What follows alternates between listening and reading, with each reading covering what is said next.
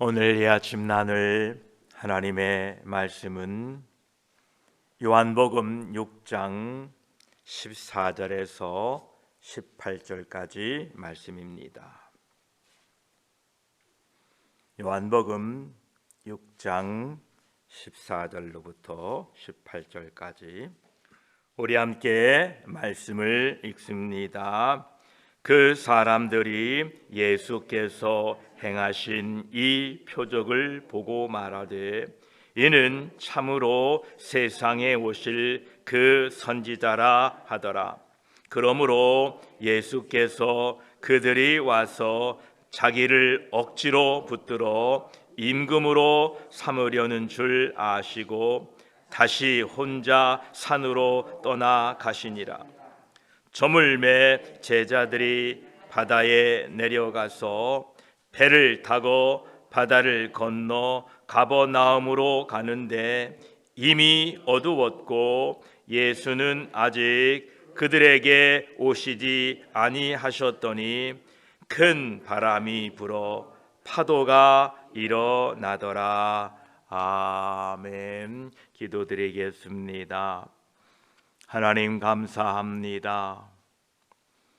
지난 주일 후 우리를 지켜주시고 이 아침에 하루를 예배로 시작하게 하시니 감사합니다.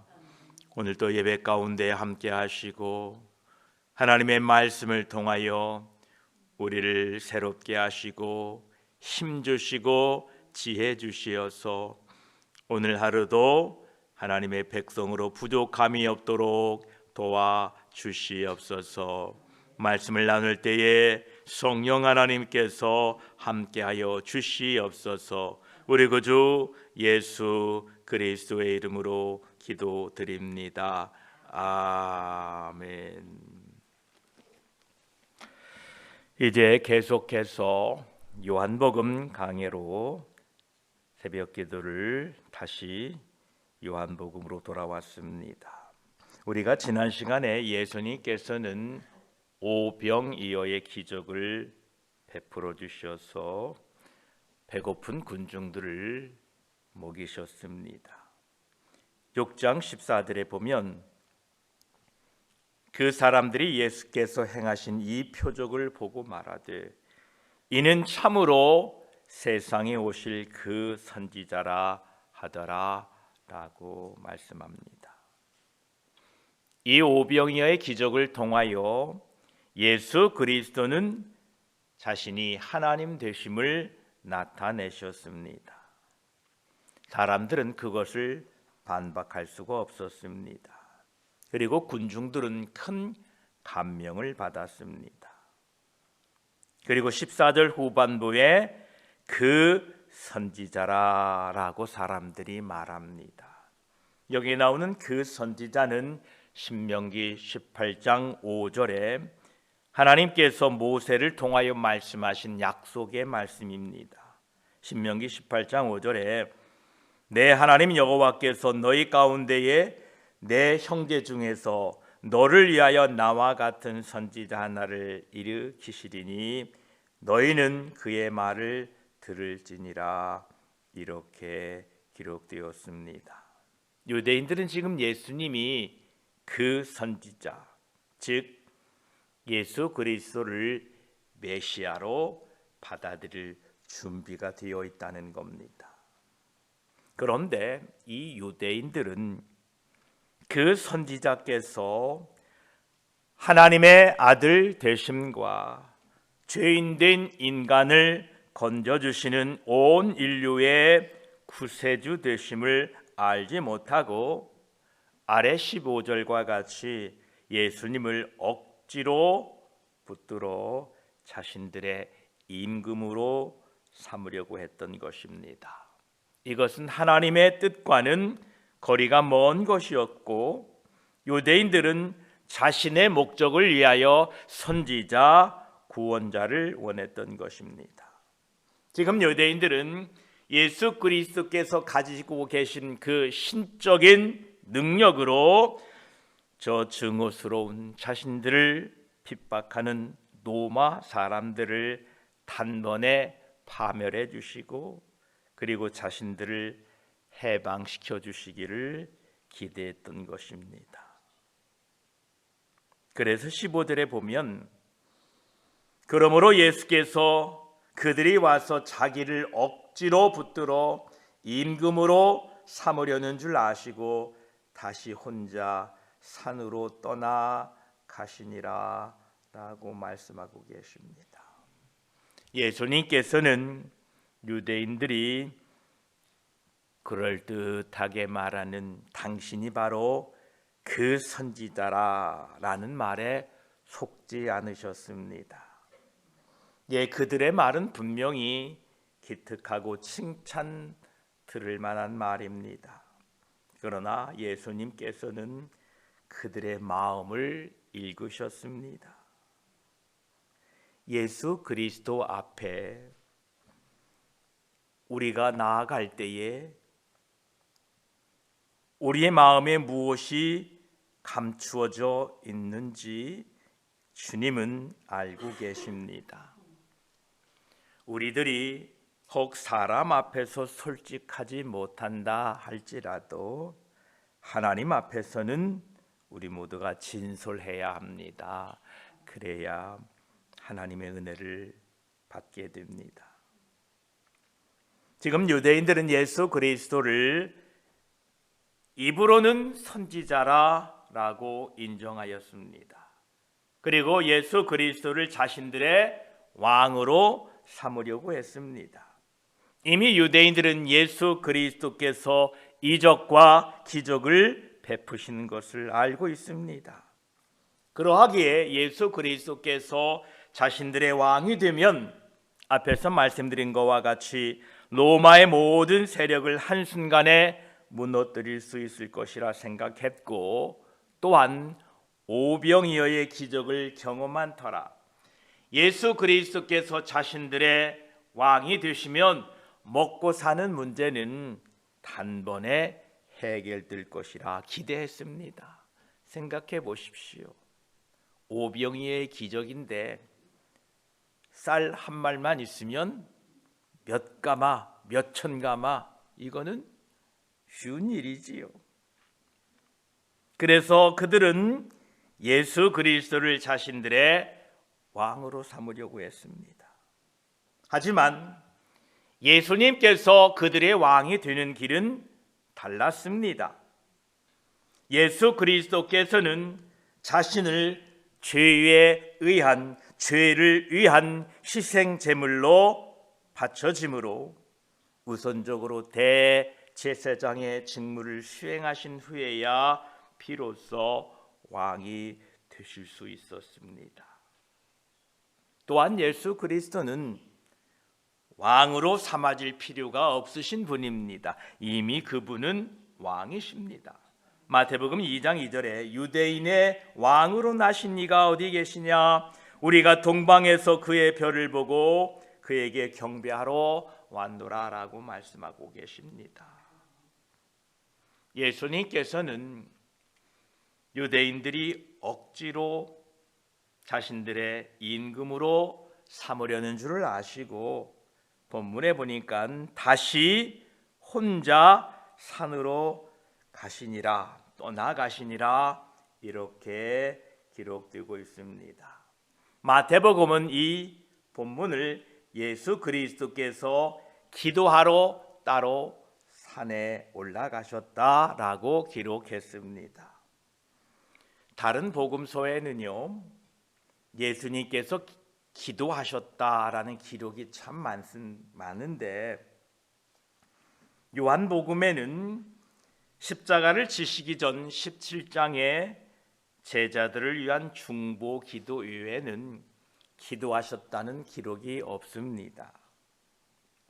이렇게 요한복음과 다른 복음서가 다르게 기록된 이유는 지금 예수님께서 기도하러 산으로 올라가신 것은 분명하지만 이 요한복음의 특별한 목적인 예수 그리스도께서 하나님의 아들 되심과 하나님의 영광을 드러내기 위한 목적이었기 때문에 요한복음에서는 산으로 떠나가셨다라고 표현을 했지만 실제적으로는 예수님께서는 산으로 기도하러 가신 것입니다.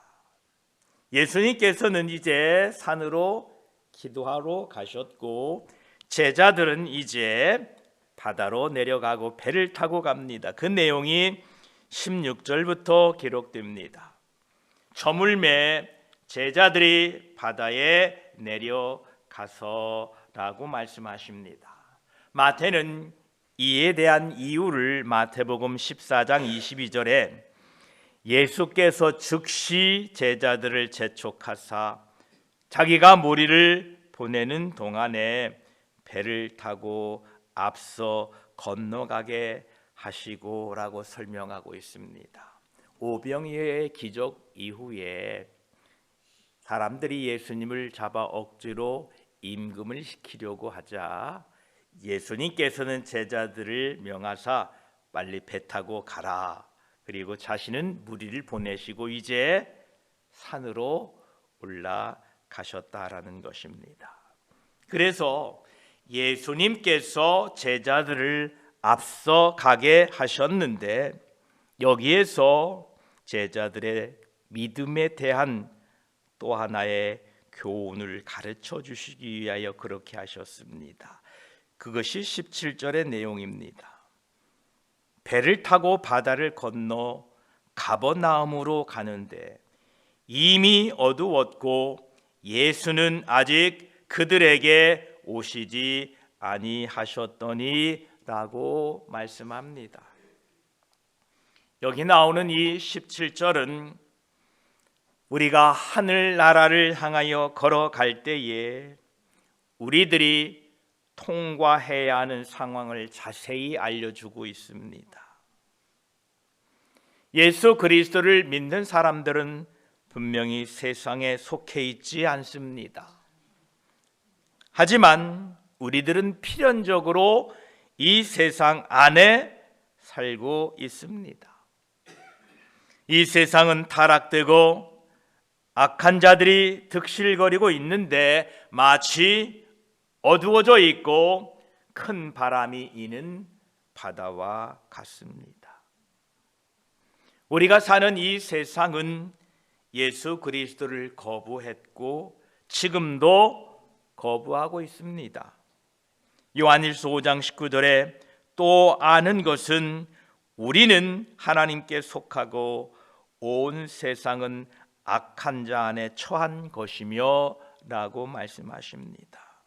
심지어 이 세상과 벗든 것은 하나님의 원수라고 이렇게 말씀하십니다. 야고보 4장 4절에 간음한 여인들아 세상과 벗든 것이 하나님과 원수됨을 알지 못하느냐. 그런즉 누구든지 세상과 벗이 되고자 하는 자는 스스로 하나님과 원수되는 것이니라 이렇게 말씀하고 계십니다. 이 죄악이 관영한 세상 속에 우리는 세상에 속하지 않았지만 우리는 이 땅에 살고 있다라는 겁니다. 그 모습이 17절에 기록된 것처럼 이미 어두웠고 예수는 아직 그들에게 오시지 아니하셨더니라는 말씀의 표현인 것입니다. 죄악이 차고도 넘치고 어두워져 가고 있는 이 세상 속에 살고 있는 우리들에게 아직 우리들의 구원자 예수 그리스도는 오시지 않는 그 모습을 말씀하고 있는 것입니다. 그 상황을 18절은 이렇게 말씀합니다. 큰 바람이 불어 파도가 일어나더라. 이미 날은 어두웠고 예수는 아직 그들에게 오시지 아니하셨더니 큰 바람이 불어 파도가 일어나더라. 이것은 제자들과 우리들에게 큰 믿음과 인내의 시험입니다. 제자들의 예수님을 오래 기다리면 기다릴수록 상황은 점점 더 나빠집니다. 그것이 마치 예수 그리스도께서 제자들을 소홀히 하신 것 같은 생각이 들기도 합니다. 아니, 이 풍랑을, 이 어려움을 겪고 있는데 도대체 예수님은 왜 오시지 않는가? 우리의 삶도 이와 비슷합니다. 아마 제자들은 이렇게 생각했을 것입니다. 예수님께서 여기 계셨더라면 이 폭풍은 일어나지 않았을 거야 라고 말하고 있었을 것입니다. 그러나 예수 그리스도께서는 그 풍랑 가운데 계시지 않았습니다. 그리고 제자들의 주위에는 어두웠으며 사방에서 성난 파도가 몰아치고 있었습니다. 이것이 오늘 세상에 살고 있는 우리들의 상황과 같은 것입니다. 이러한 상황은 믿는 자의 앞길을 방해하는 세상의 반대에 대한 적절한 상징이고 표현입니다. 이러한 것들은 하나님의 백성된 우리들의 믿음과 인내를 확인하는 참된 시험입니다. 저와 여러분들은 이러한 시험 가운데에 지금 살고 있다라는 겁니다. 하나님께서는 오늘날에도 이 제자들이 경험했던 것과 비슷하게 우리를 시험하고 계십니다. 우리의 상황은 자주 어두우며 그 조건들은 우리 모두를 답답하게 조여 옵니다. 우리는 하나님께 부르짖습니다. 그러나 당장 하나님은 오시지 않습니다. 우리들은 지금 당장 응답해 주시고 구원해 주셔야 되는데 어떠한 응답의 조짐도 보이지 않습니다. 그러나 우리가 알아야 될 사실은 하나님은 결코 서두르지 않으신다라는 사실입니다. 하나님을 믿지 못하는 성급함이 그의 손길이 서둘러 주시기를 아무리 재촉하더라도 하나님은 자신의 적절한 때를 기다리십니다. 왜냐하면 하나님은 전능하시기 때문에 그렇습니다. 우리는 지금 당장 응답하지 않으면 큰일 날 것처럼 생각하는데 하나님은 그렇지 않다라는 것입니다. 이 어둠과 풍랑 앞에서 우리의 예측한 대로, 우리가 예상한 대로 하나님께서 응답하지 않으신다고 해서 전능하신 하나님께서 가장 올바른 방법으로 가장 적절한 시기에 우리들의 기도에 응답하실 것이라는 이 확신을 가지고 믿음으로 살아야 됩니다. 우리의 예상과 다르게 하나님이 응답하지 않고 늦어지는 것 같을지라도 저와 여러분 결코 낙심하지 마시고 하나님은 전능하심을 여러분 모두가, 우리 모두가 믿으시고 잠잠히 하나님의 구원을 기다리는 저와 여러분이 되시기를 축복합니다. 이사야 30장 18절을 우리 다 함께 찾아보고 말씀을 맺도록 합니다. 이사야 30장 18절입니다.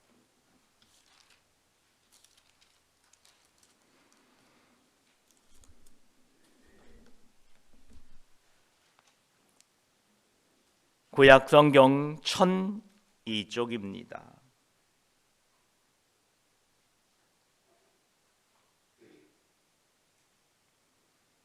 우리 함께 말씀을 천천히 읽습니다.